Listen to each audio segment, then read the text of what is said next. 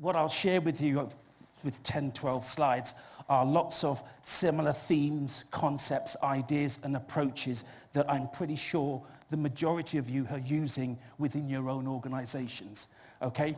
I'd like to split the presentation up into two parts.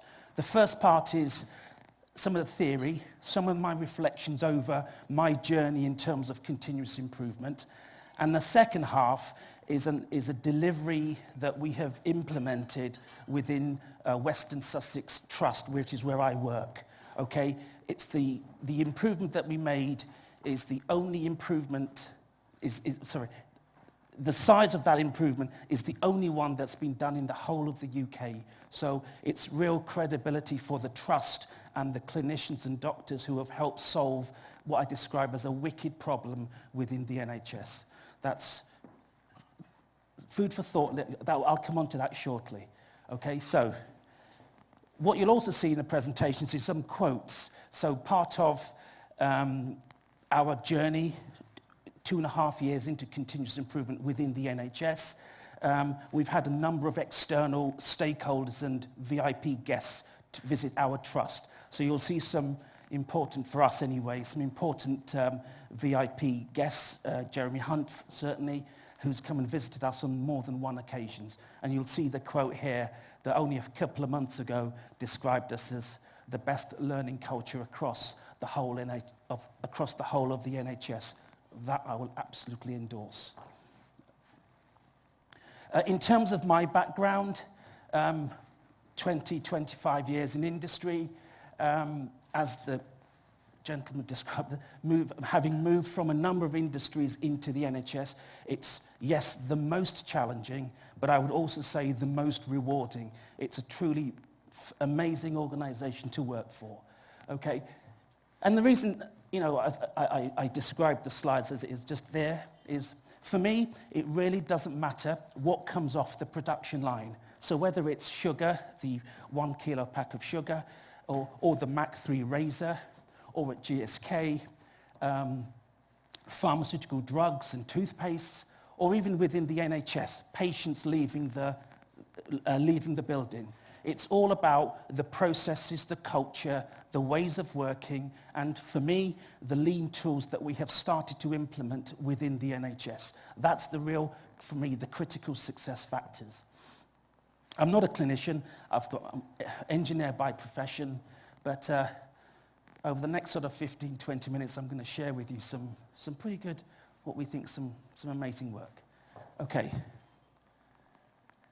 In my time, sort of, say, 25 years in industry, I've visited over 100 different organizations, either as suppliers, as tier 1 suppliers into the organization, or physical sites around on a global basis, okay?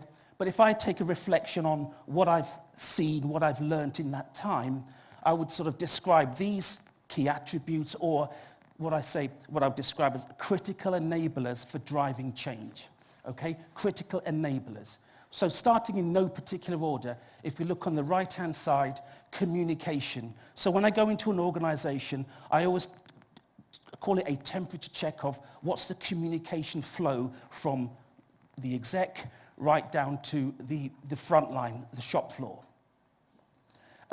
Is there clear alignment of the stakeholder goals? So in terms of, we spoke about strategy deployment, do we see a sort of a golden thread right from the top right down to the bottom? Do I see a culture of continuous improvement? Do I see engaged staff? Do I go, when I visit the shop floor, do I see teams actively working on improvements, or visually there's display boards on the shop floor that shows whether it's fish bones or A3s or whatever that particular organization uses?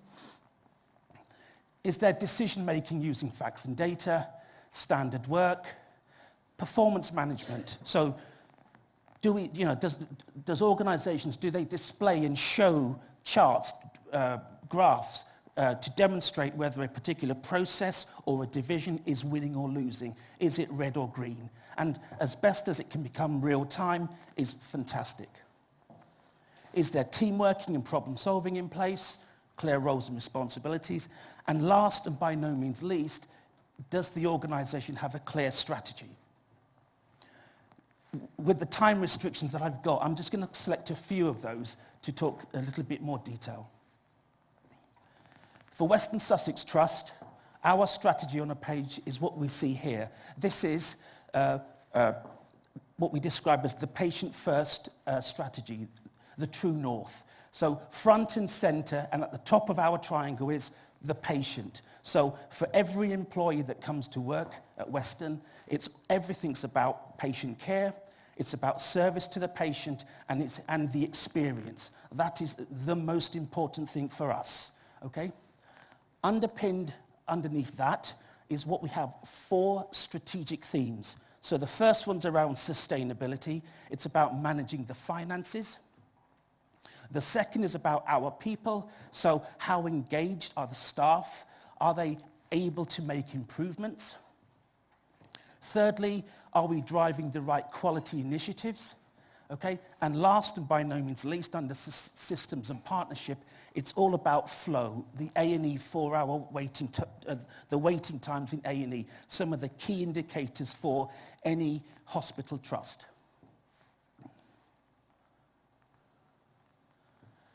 Communications. So what's fundamentally important, and there were some really fantastic discussions this morning, in fact, about on any QI journey, it is absolutely fundamental that you have exec sponsorship. I'm sort of stating the obvious here, but it's absolutely fundamental, not just at a chief exec level, but the whole of the exec. And thankfully for us at Western Sussex, every single member of the exec are 100% behind the QI strategy, the patient first. Okay? And in fact, when I was at a crossroads, well, in many ways at GSK, I thought, should I look to move on? But I met Marianne Griffiths, who's our chief exec at Western Sussex, and she shared with me, this was about 3 years ago, she shared with me her vision of wanting to introduce patient first, but to introduce a lean culture, a continuous improvement program within Western Sussex. So I asked the question, so what do you know about continuous improvement? She said, I don't, okay? But what I have done, I've gone outside. I've gone outside to see what does good look like. I've been to Virginia Mason in the US. Virginia Mason's a healthcare organization that are implementing the Toyota model within a healthcare environment. She's also been to ThedaCare, so there's an equivalent healthcare organization in Canada. But she's also been to, and half of her exec team have been to Toyota in Japan. So she spent 2 weeks in Japan. And I was genuinely taken back by that because, you know, working in a corporate organization at GSK, we would go there. I've been there as well, the 2 weeks. But that to me showed the passion, the determination that she had in terms of the vision of what does she want to introduce and implement at Western. So that's extremely important. So you have the whole exec board behind you and you have a clear strategy. As a Kaizen team, and I'll come onto that shortly, we encourage, or I encourage the use of Twitter and Facebook to communicate progress. So it's not all, you know, you don't always have to wait until the end of a project to say, we've improved something from 50 down to 20, or whichever the direction you're intending to go. Something I always encourage is actually, at the start, send some tweets. This is the team assembling. Halfway through, send another tweet. You know, drop that message across as wide as you can within the whole organization to start to generate that interest. Last and by no means least, stakeholder quotes. This is another quote from CQC. Are you all familiar who the CQC are? So these are inspectors that come into hospitals that assess, that rate the hospital in terms of performance. Western Sussex have been rated outstanding, okay? But actually the CQC, to be honest, were so impressed with what they saw that they have come back since to say, well, could you talk us through your improvement journey because we want to introduce something within our own organization, which is pretty remarkable, and actually helped to recruit the new Director of Continuous Improvement at the CQC. Collaboration. So talking about, you know, being honest with yourself, so not to reinvent the wheel, look outside. So don't, in terms of sharing and collaboration, don't be afraid to look outside, to understand and to see with your own eyes what does good look like. But within the NHS, it doesn't mean necessarily to go to another trust, of which we do, to learn and hear about what are they doing to improve flow, to address patient falls, to understand some of the issues around outpatients, but also to external global world-class organizations. So we have relationships back at my former organization at GSK, at Coca-Cola. We speak regularly with Peter from Lego. That's how we learn. That's how we learn. So if you think within an organization like the NHS, often, and I have seen it, it's pretty much blinkered thinking. But in order to remove the blinkers, you really have to go outside to see what does good look like. If you've never experienced lean within your own organization, yes, you can start internally, but actually go out and see what does good look like. Come back, share the message with your wider teams. That's how you start to build that fire. That's how you start to get that excitement within your own organization. Problem solving, teamwork. We do run our own, so the Kaizen team that works for me, we do deliver our own training programs. So we have what we call the lean awareness that goes across everybody in the whole organization. We have yellow belts. So far we have 426 in the trained and certified. Now, for us, it's not about chasing the numbers. It's about what you do with these individuals. So to attend a training course, they must bring a problem that's local to them in their area. So to enroll onto the course, what's the problem you want to solve? And secondly, how does that relate to the patient-first strategy? Okay, so that must be absolutely made clear. If it doesn't relate to any part of the patient-first strategy, it's not a problem you're going to be working on, or you cannot enroll yourself onto the course. Okay, so that's really important. But in order to be certified, they must complete the project. Okay, so to get their certificate and the badge, they must complete the project. But even then, that's not the end for their journey, because they become part of our, I call it, extended team within the trust. So they're actually signing up to a long-term journey of continuous improvement within the organization. We also run Green Belt, so for slightly more senior members within the organization, so some of the divisional director of operations, so some of the more senior people, that they will pick up sort of specific larger projects that sits within their area. Okay? And Black Belt, or Master Black Belt, that's just for the Kaizen team. So we upskill internally our team to Black Belt status. We use A3s, we use fishbones. And the picture on the left-hand side is a typical training course that we run internally. This is just trust staff. Okay, something that we are extremely proud of. For those of you, I'm sure you've all watched the hospital documentary program that's been on a couple of times recently. And you would hear also how the doctors become extremely concerned. This is within intensive care unit, if there are no spare beds. Does anyone know what's the net impact of that? Any thoughts what will happen if there are no beds within intensive care? Any ideas? Any thoughts? People die, Jane, correct? What happens, and within intensive care, it's effectively the most sickest patients getting the best care, okay? Now, if the beds are full, what happens is let's say an accident happens, the patient's brought in, but they soon realize, look, actually, there's no bed within intensive care. So before the patient can be located within the hospital, they do an assessment of, well, how many beds are in intensive care? If it's full, that's not a good position, because the patient will then, worst case, have to be transferred to another hospital. And at the same time, the surgeons within theatre effectively have to down their tools, because they cannot operate anymore because there's nowhere to put the very sick patient. Okay, so this is a problem across the whole of the NHS. This is a problem across every single trust in the land. So what was our challenge?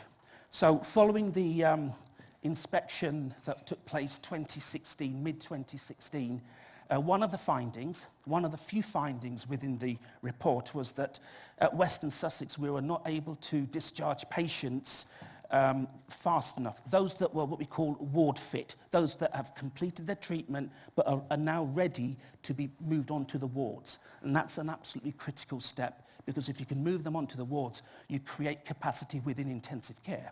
So we're effectively not moving patients fast enough through the system. And that was a finding. That was a critical finding that was found, okay? So Marianne, the exec, came to me and said, could you run a workshop to address this particular problem? So what was our target? Effectively to reduce the number by 30%. So to be able to reduce the number of patients that are experiencing delays, and the target's greater than 24 hours, for a target of 30%. Okay, once they're declared ward fit, by the way. So what did we do? Now, if you look on the top left-hand side, assemble in that area, that's actually our Kaizen space at the hospital. So assemble is senior consultants, doctors, nurses, site teams. Almost everyone that, I use the word, that touches the intensive care unit process, either directly or indirectly. So this is a Kaizen workshop that's being run by one of my team members, Nick. And he is mapping the end-to-end pathway with help from the staff that work in that area. Now that's really powerful, because what we have found on more than one occasion is staff for the first time see a whole end-to-end process. In the old way, they will know that their job is just to do A to B to C, okay? But they have no sight of what the impact of that is further along. All they just see is that one small part of their process. But for such a workshop like this, stepping back, they see the whole end-to-end pathway. They are helping to produce that. The post-its that are pink is what we call the UDEs. So what are the undesirable effects? What are the problems? What are the issues that the staff are seeing and that have identified? Out of the workshop, on the left-hand and the right-hand side, staff as a collective group start to prioritize what are the top 3 problems we need to solve relative to reducing the number of ward-fit patients. Okay? We create what we call the top 3. As part of the outbrief, so this was a 3-day workshop, so at the end of day 3, we invited the executive chief exec and her board over to walk through the process. What did we learn? What did we find? In terms of, I call it standard work, we created what we call a project huddle. So we've done the workshop, all the hard work's done, but actually the hard work actually starts. So this particular project huddle took place every Friday, 9 o'clock, 15 minutes, stand-up meeting. Okay, you can see the picture on the right-hand, so bottom right is a 50-minute huddle, and it's the leader standard work. So the exec sponsorship for intensive care unit would come out of his office and stand and coach the team. So important on 2 things. One, the A3 leads would show that the actions are moving. And secondly, anything that requires escalation that the exec can help solve, that exec member, Pete, could take the action to resolve. So it's the timely resolution of a problem, but driving the actions forward. Okay? And that absolutely drove the rigor and the governance at pace. In terms of data, that was the rate of improvement.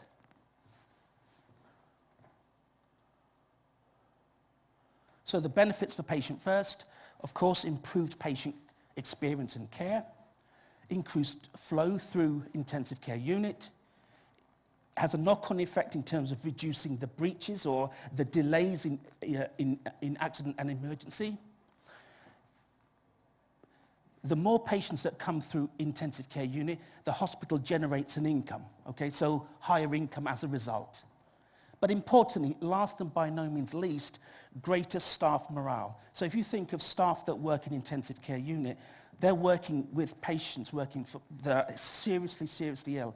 And there's a sort of a hugely demoralizing impact of a staff that's a patient that's not being able to move onwards, and a patient that's ready to come inside, but effectively they are handcuffed. They cannot do anything about it. So hugely demoralizing. We address that immediately. Like all projects, there'll be skeptics. So we had one particular consultant that he aired his thoughts to me directly at the end of day one, that, Anil, I've seen this all before. I'm extremely skeptical about this.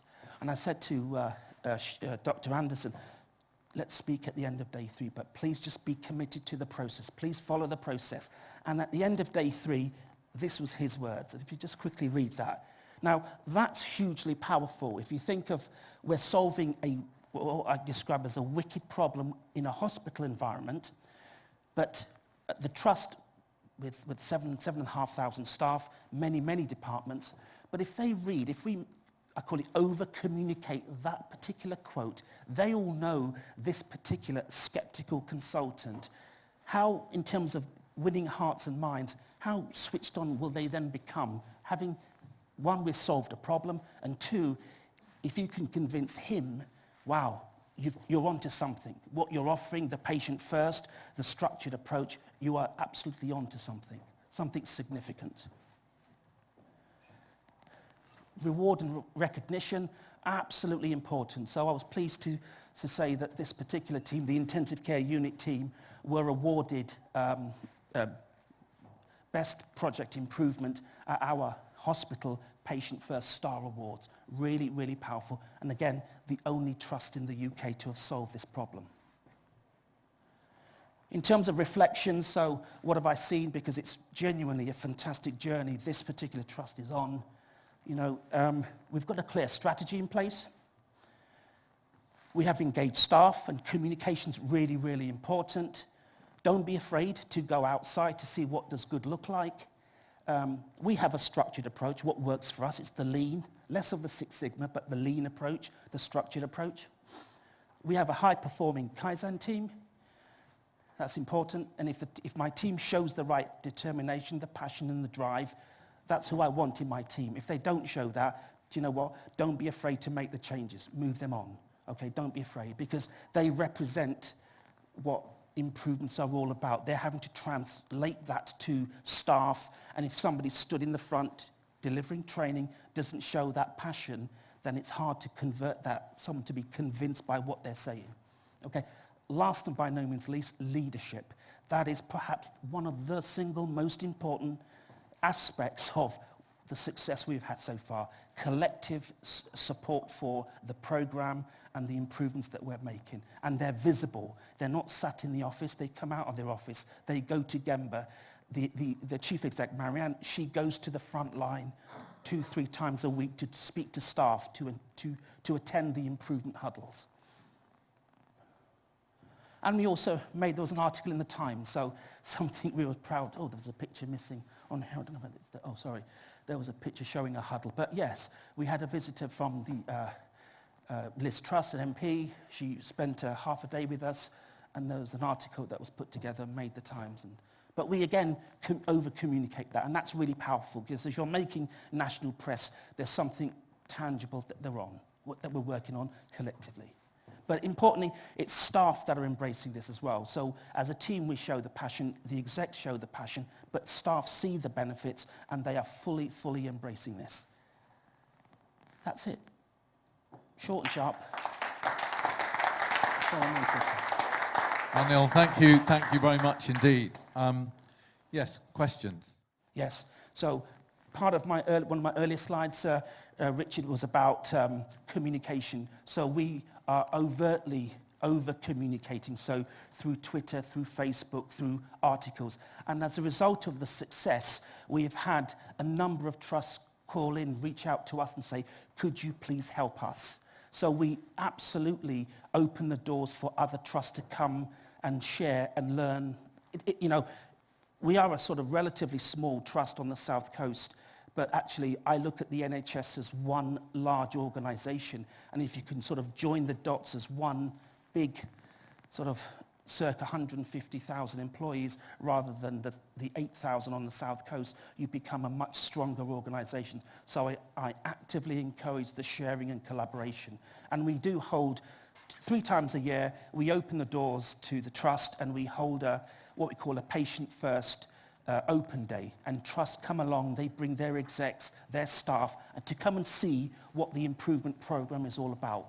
And they all leave genuinely inspired by what they have seen. Does that answer your question, Richard? Yeah, no, yeah. So for my sins, I do get asked to come along to hospital conferences or trust conferences.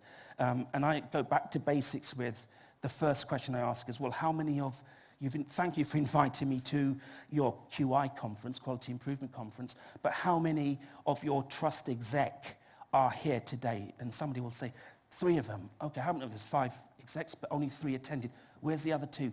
They don't believe in QI. And there lies the problem. There lies the problem. It's truly leadership that needs to drive it. And secondly, what's your QI strategy? We don't have one. Problem number 2. So even before you've even started about sharing and let's work on a joint collaboration, you need a strategy and you need your leadership, your exec leadership team all bought into it. Otherwise, there's no way it's going to sustain or even get off the ground. It's just not going to land. Great question, great question. So we have what we call strategy deployment in place. So effectively, at the start of a year, we agree what the priorities are for the next 12 months. And based on those critical few programs, we have an exec sponsor for each specific program. So the sponsorship is at the very top, okay? And from the very top, we identify who should be the clinical project lead to lead the project. So as a Kaizen team, we'll never be named in that form because it's not a Kaizen project in the pure sense, but what I would do is ensure that I assign a Kaizen coach onto that particular project, okay? But as a prerequisite, we'll ensure that consultant, if he's the project lead, has been trained, has the yellow belt, understands what an A3 is, understands fish bones and the like. So there's that. They'll become part of the yellow belt training program prior to starting the workshop. Yeah. So just to add to Peter's point, so within my team, we have sort of roughly 70% are internal NHS, 30% are external, but the 70% that's internal, we have 2 doctors. One's a geriatrician, one's a consultant anaesthetist who's seconded into the team. So they both spend between 3 and 4 days a week in Kaizen, and they're 1 or 2 days they're on the wards in the emergency floor. And that's for us is a powerful way for engaging staff, because they all know the Duncans and the Adrians, and it's always very powerful to know when to use the Duncans and the Adrians when you've got difficult group to try to manage and influence, so you can bring them along. But the whole idea of this, and we have secondments, so the secondments are exactly these individuals that after 12 or 18 months, they return back to their areas and become, call it Kaizen champions. So we're starting to spread the Kaizen message, the improvement message, to a much wider part within the organization. It's not about really doubling or trebling the size of the Kaizen team.